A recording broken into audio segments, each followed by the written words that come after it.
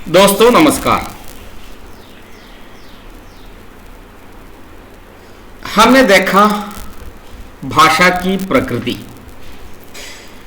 और उस संबंध कुछ प्रश्नों को भी आप लोगों के सामने रखा था।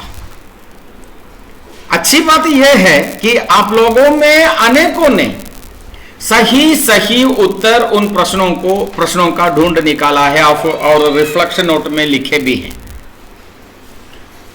जिन्होंने उत्तर लिखा है वो गलत नहीं है। और अब हम एक एक प्रश्न को लेकर देखेंगे। पहला प्रश्न है, भाषा का धर्म क्या है? भाषा का धर्म विचारों का आदान प्रदान है। मेरे अंदर जो विचार है उसे आप लोगों तक पहुंचाना मेरी भाषा का उद्देश्य है। दूसरा प्रश्न है, क्या संसार भर में एक ही भाषा का इस्तेमाल होता है? नहीं। एक कहावत है, कोस कोस पर पानी बदले 20 कोस पर बानी। अर्थात संसार में अनेकों भाषाएं हैं, हजारों भाषाएं हैं, लाखों भाषाएं हो सकती हैं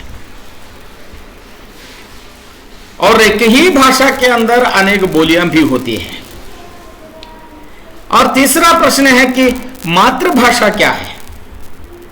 मातृभाषा एक सामान्य परिभाषा है कि मां की भाषा, लेकिन मातृभाषा का वास्तविक परिभाषा हम कैसे दे सकते हैं कि बच्चा अपने विचारों के आदान प्रदान करने के लिए सबसे पहले जिस भाषा का प्रयोग करता है वो उसकी मातृभाषा है।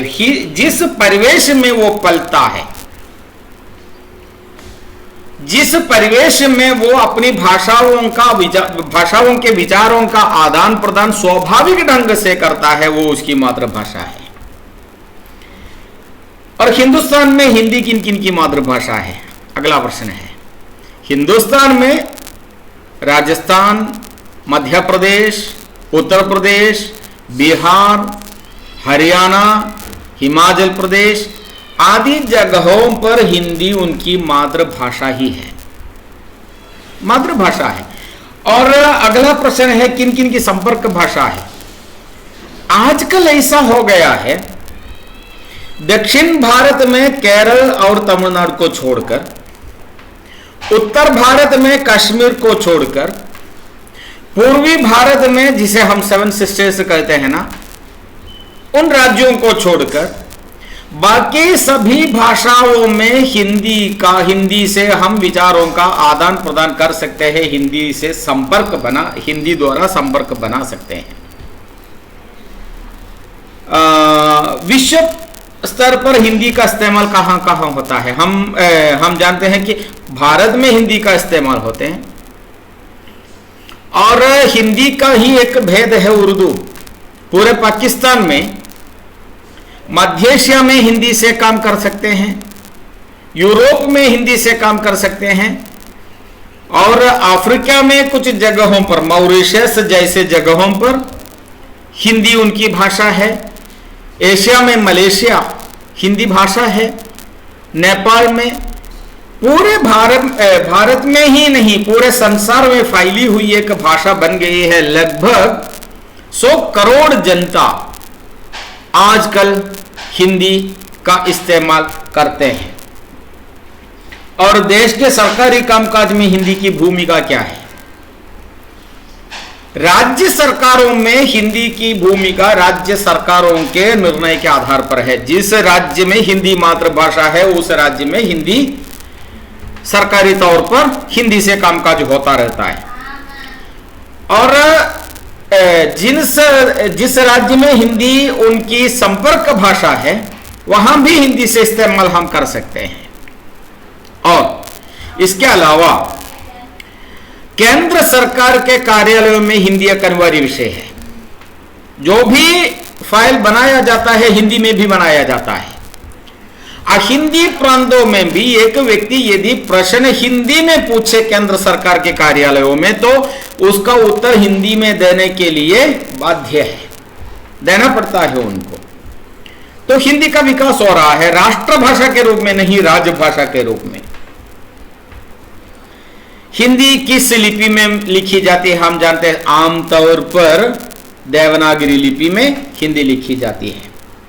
देवनागरी लिपि की विशेषता क्या क्या है हम सीखते हैं, आप लोग सीखेंगे साहित्य में। देवनागरी लिपि की अनेक विशेषता है। एक विशेषता यह है कि हम जिस भाषा में बोल रहे हैं उसी प्रकार लिख रहे हैं। देखिए, बिल्ली लिखने के लिए बा ई ल ई, बिल्ली, बिल्ली लिखकर बिल्ली का उच्चारण करता है। लेकिन विदेशी भाषाओं में, खासकर अंग्रेजी में देखिए, लिखता है CAT, उच्चारण CAT नहीं है, बल्कि CAT लिखकर उसका उच्चारण कैट करता है। हिंदी में बिल्ली लिखकर बिल्ली का उच्चारण करता है। जिस प्रकार उच्चारण करते हैं उसी प्रकार लिख भी जाते हैं। यह देवनागरी लिपि की एक विशेषता है। हिंदी, अगला प्रश्न है, क्या हिंदी लोगों के मौखिक अभिव्यक्ति एक समान है? नहीं। जैसे हमने पहले कहा, 20 कोस पर बाणी बदलते हैं। इन विशेषताओं को, इन अलगपन को हम कहते हैं बोली और उपबोली।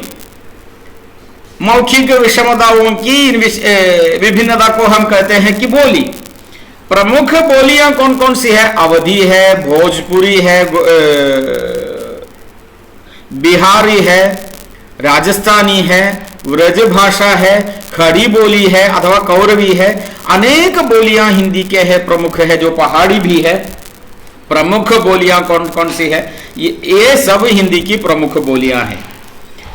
प्रत्येक बोली का इस्तेमाल कहां कहां होता है वो पूर्ण रूप से हमारा विषय नहीं है। आप जब साहित्य सीखेंगे वहां सीखेंगे। फिर भी कह रहा हूं, अवधी का इस्तेमाल पूरे उत्तर प्रदेश के उत्तरी भागों में, अयोध्या के आसपास होता है।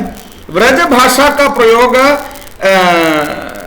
उत्तर प्रदेश के उत्तरी भागों में और दिल्ली के आसपास राजस्थान से मिली जुली प्रदेशों में होता है व्रज भाषा का। खड़ी बोली अथवा कौरवी का प्रयोग दिल्ली में होता है, राजधानी के आसपास। राजस्थानी का प्रयोग राजस्थान में होता है, मारवाड़ी।